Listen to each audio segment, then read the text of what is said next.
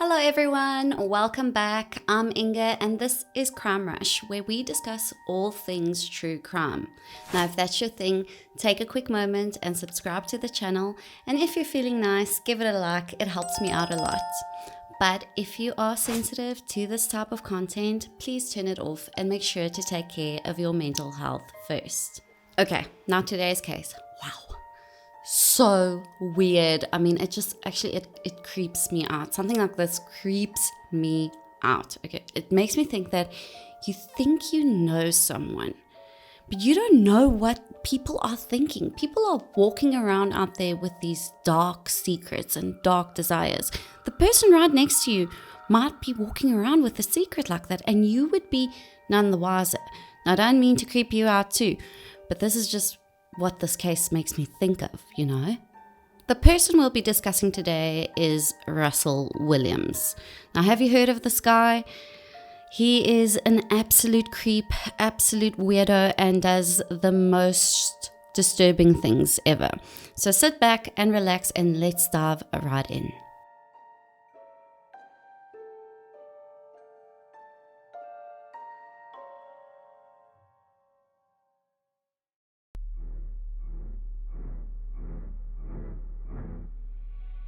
Today's story takes place in Tweed, Ontario, Canada. A small little town known for its beauty, small town friendliness, and just a wonderful environment. Now, one of the residents of this beautiful little town is called David Russell Williams. But from here on out, I'll be referring to him as Russell. Russell was born on the 7th of March, 1963 in Bromsgrove, Worcestershire. I don't know how to pronounce it. I'm so sorry. I'm butchering it. Let me know how you pronounce this in the comments.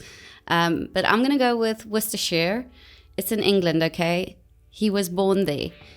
His mom was Christine and his dad was David Williams. And when Russell was just a baby, the family decided to immigrate to Canada and they settled in Chalk River, Ontario.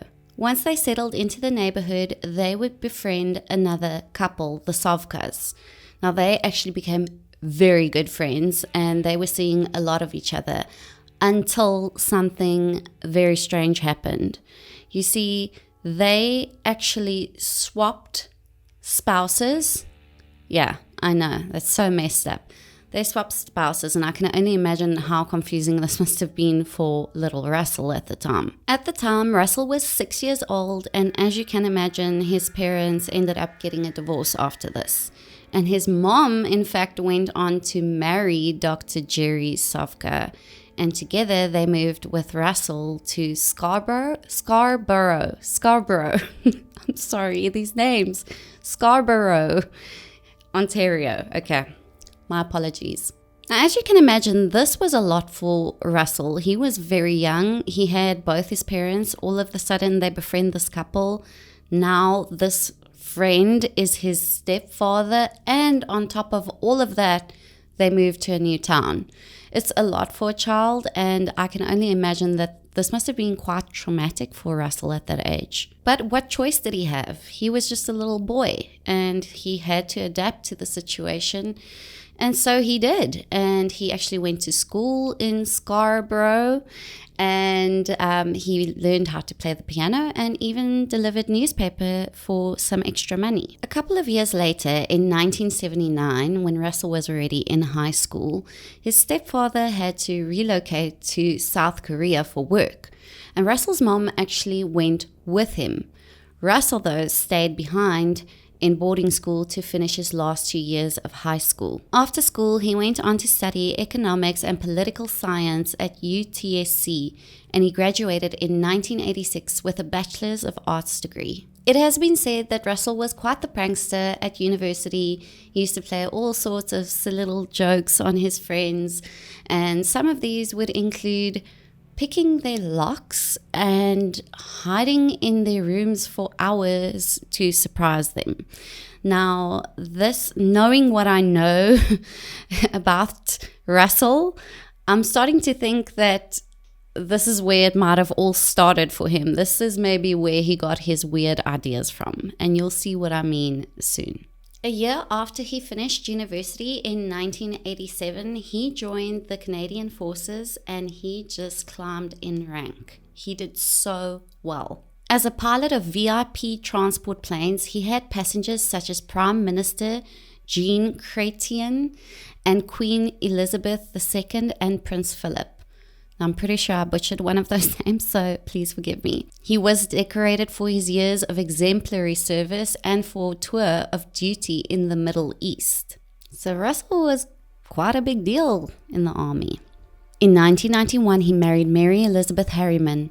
They never had children and they lived in Ottawa for 13 years and later moved to a home they had built in the Westboro neighborhood. They also owned a cottage in the village of Tweed, and this is where Russell would spend a lot of his free time. But now this is the part where he decides to become a weirdo, okay? And it's very sudden and it just escalates. So I do feel like there is a piece of the puzzle missing, maybe some information that we don't have or that he hasn't shared with the world. But this is what we know.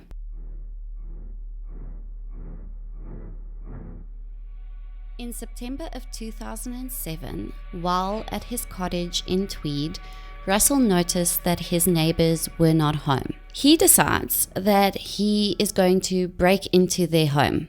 Okay, now I know you're probably thinking he is breaking in because he wants to steal their television, their couch, their whatever. Something along those lines, right?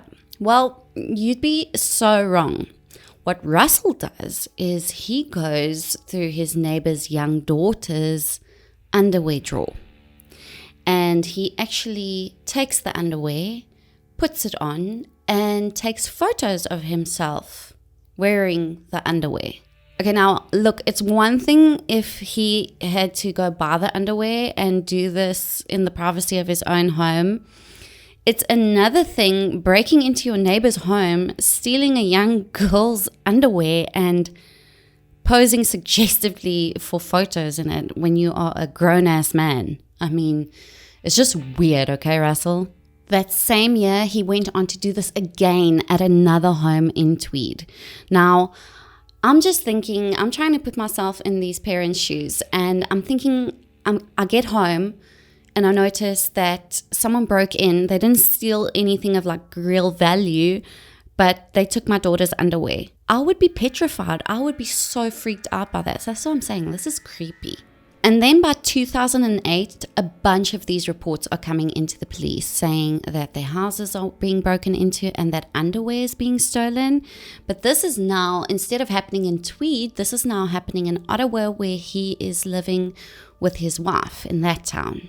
Russell would go on the prowl and he would like scout out homes that he would notice young girls or young women would be living in. And once he realized there was no one home, he would break in and do all that weird stuff with the underwear.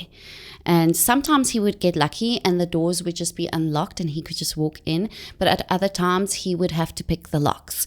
And now this takes me back to his pranks that he did at university. I mean, I think that was just practice for all of this.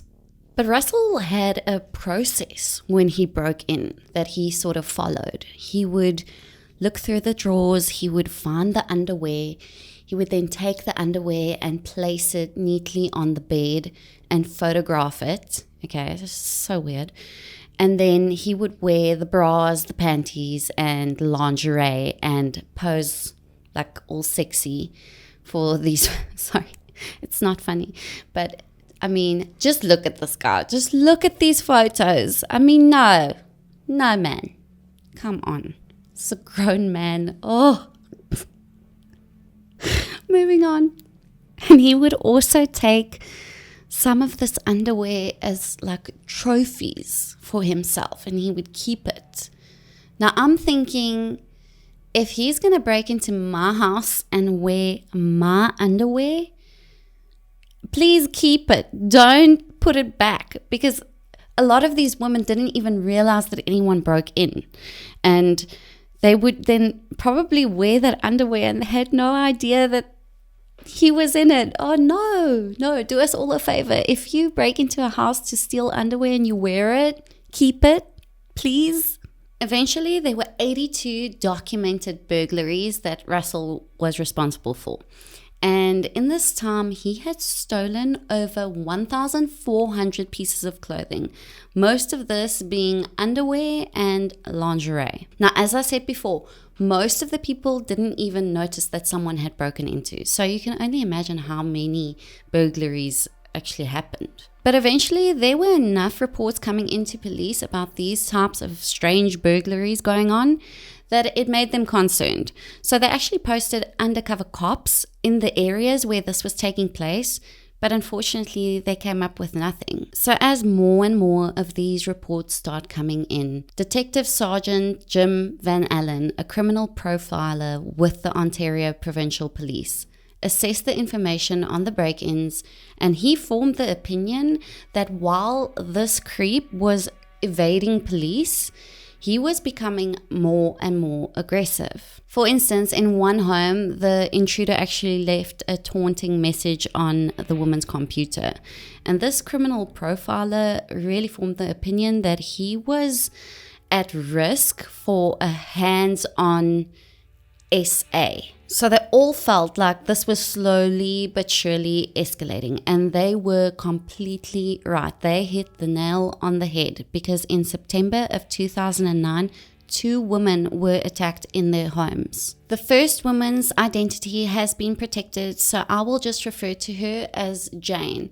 But she was attacked in her home while she was sound asleep. Oh my gosh, this is so scary. I can't even imagine. But she was attacked on the 17th of September. And then later that month, on the 30th, Lori Massacotti, I think that's how you pronounce her surname, she was also attacked while she was asleep in her bed. Both women were bound, blindfolded, and forced to pose for nude photos. Now, this is just so scary. Imagine waking up with a stranger in your home. And just a quick personal little story. I live in South Africa, and break-ins are just a common occurrence in most areas here, to be completely truthful. And when I was about 18, this is a long time ago, I woke up to a stranger standing over me. And I was actually quite surprised at my reaction, because I looked at him and he looked at me, and he jumped out of my window. He stole my phone and this watch that I had. But I think the part that freaked me out is that I was sleeping with the watch on, and he must have removed it from my wrist while I was asleep. So that totally freaked me out. But he didn't do anything to me. He just stole my things, broke into my home, and then left. And I was terrified. I was absolutely traumatized. I actually slept on the floor next to my mom's bed for the next 6 months. That's how scared I was. Now, can you imagine how these women must have felt after those attacks? It's horrible, and I really feel for them. But luckily, both of these women reported the attacks to the police, and the police felt it necessary to inform the public.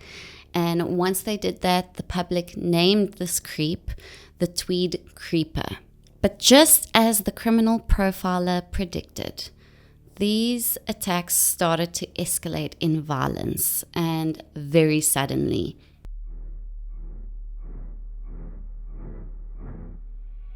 On the 23rd of November 2009, in a town called Brighton, just west of Trenton, Corporal Marie-France Camus was attacked in her home. Now, this part really freaks me out, because I can totally relate to this.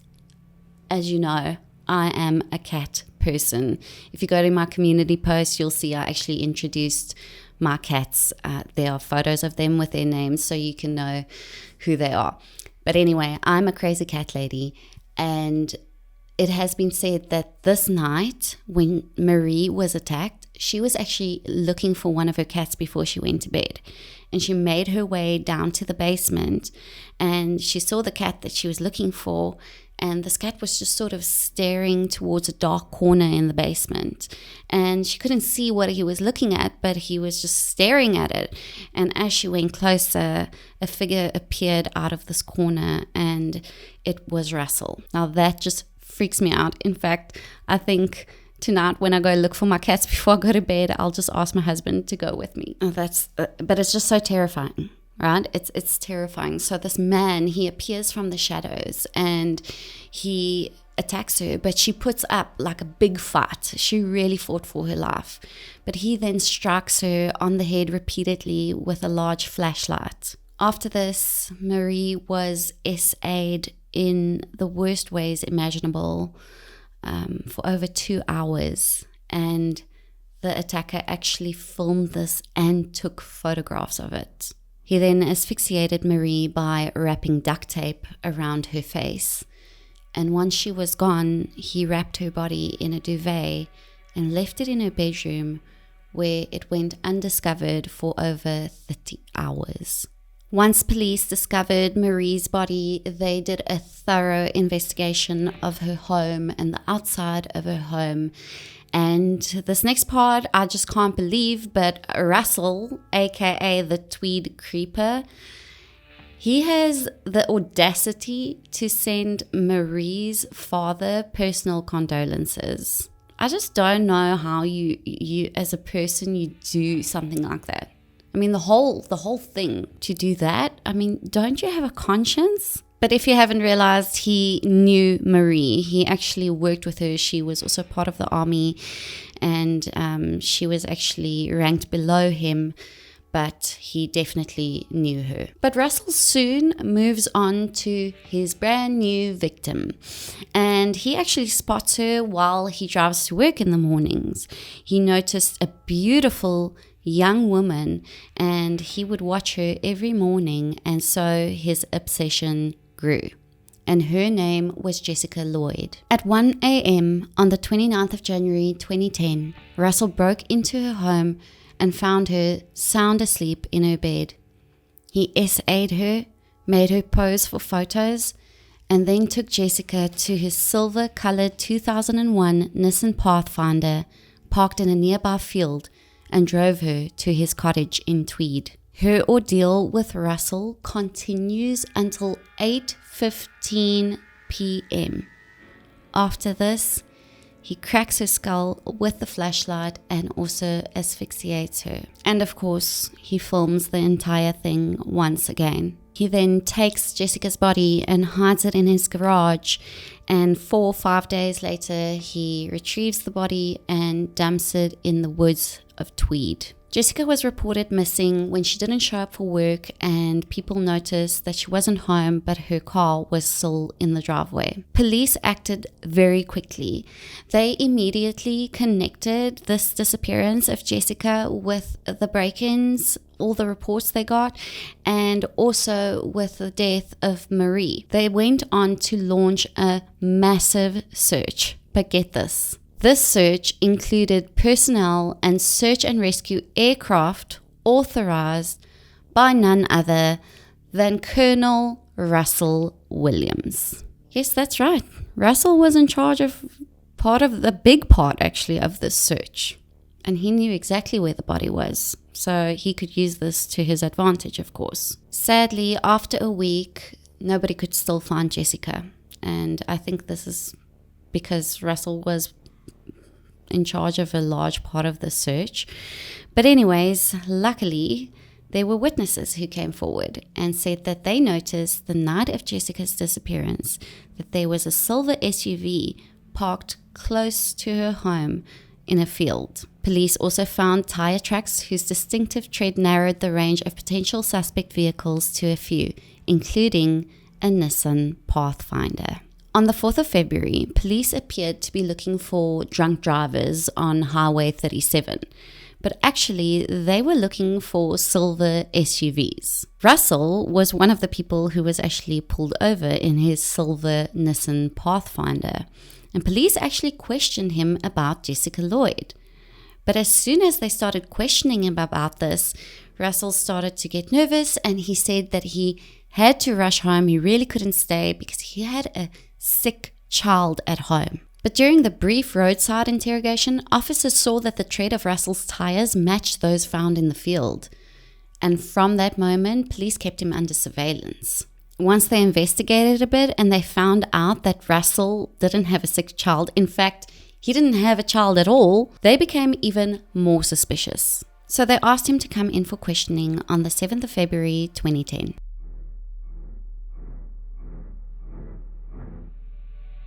They didn't want to spook him, so they said to him that they were questioning anyone who lived close to the victims, and they just wanted to know from everyone, perhaps someone saw something that could be helpful, and that's why he was there to be questioned. And I just have to say, this was such a satisfactory interrogation to watch, because this detective that questions Russell is awesome. His name is Jim Smith, and wow, he is so good. Russell just really wasn't a match for him. You can see in the beginning, he just makes Russell feel so comfortable and he builds rapport with him. And then he sort of hits him with these questions to which Russell really didn't have satisfactory answers for. Russell was also wearing the boots that he wore the night of Jessica's disappearance, and they could match this to footprints that they found outside of her home in the snow.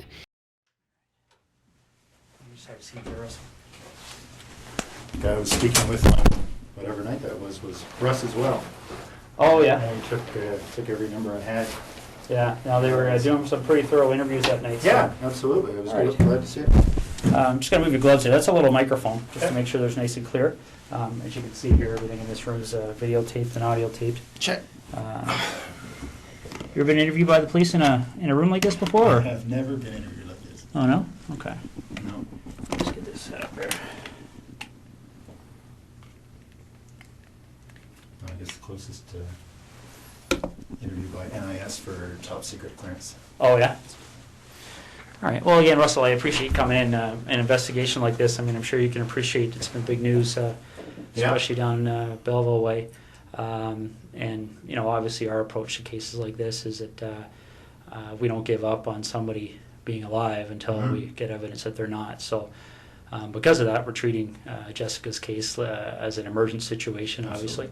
Yeah. So we're fast forwarding things that we might normally take our time with, and that's why we're here on a Sunday afternoon. Sure. So again, I appreciate it. No While he is in this interview and he's being questioned, there are other officers with warrants to search his cottage in Tweed and also his house that he shares with his wife in Ottawa. And apparently his wife was so shocked when police showed up, I can only imagine, because she had no idea of any of this. And they searched the home, and they would actually be phoning the detective Jim Smith that was in there, and he would leave the room every now and then to get feedback from them of what they found. So he would learn of more and more evidence while he was questioning Russell. And then the questioning starts getting very serious, and the detective sort of lays out the evidence that they have against Russell. And there's this moment where you can see that Russell is actually thinking of everything that they have just told him. And it looks to me, this is what I'm thinking, it looks to me like he's thinking, is there a way out of this? Is there possibly a way out of this with all of this evidence? We have a gentleman on the OPP who's basically world-renowned. His name is John Norman. And essentially with footwear impressions, you're in a situation where you're pretty much in the area of fingerprints, okay? And essentially what we're talking about here is, especially when you start adding in other pieces of information that support an investigative position, okay? This is a photocopy of the boot that you took off your foot just a little while ago, okay? Now, I'm not an expert in footwear impressions, so I rely on the experts. Footwear impressions are very much like fingerprint comparisons, okay? You take a look at this print, and again, this is one print. This person walked through, there's several different prints to compare, so we're going to get features off of one print to compare, features off another print to compare. These are identical.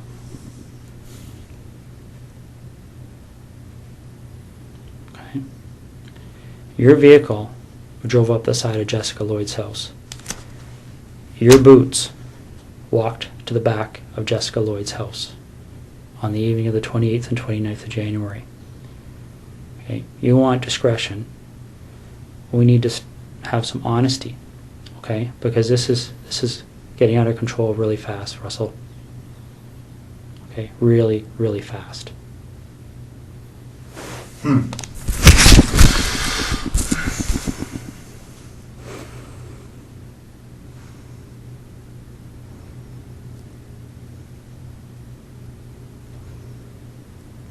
This is getting beyond my control. All right, I came in here a few hours ago and I called you the way I called you today because I wanted to give you the benefit of the doubt. Mm-hmm. But you and I both know you were at Jessica Lloyd's house, and I need to know why.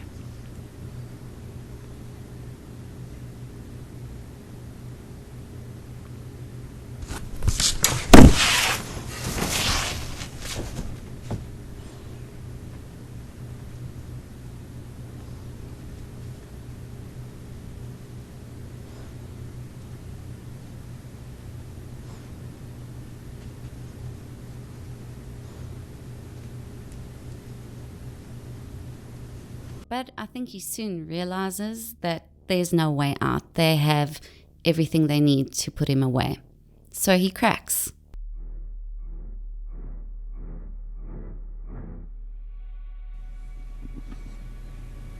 I want to minimize the impact on my wife. So do I.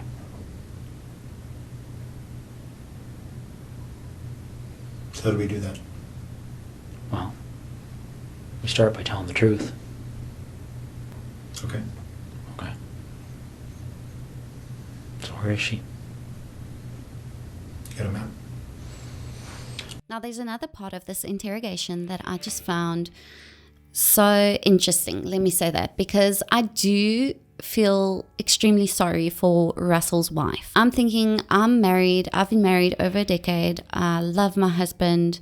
I feel like I know everything about him. He certainly knows everything about me. And I think she felt that way too. I think she felt like she knew her husband. Imagine what a shock that was for her. But Russell seems to consider this while he's in the interrogation. Oh, I honestly don't know what I would do if I was his wife. I mean, the unaliving and all of that is bad. It's really bad.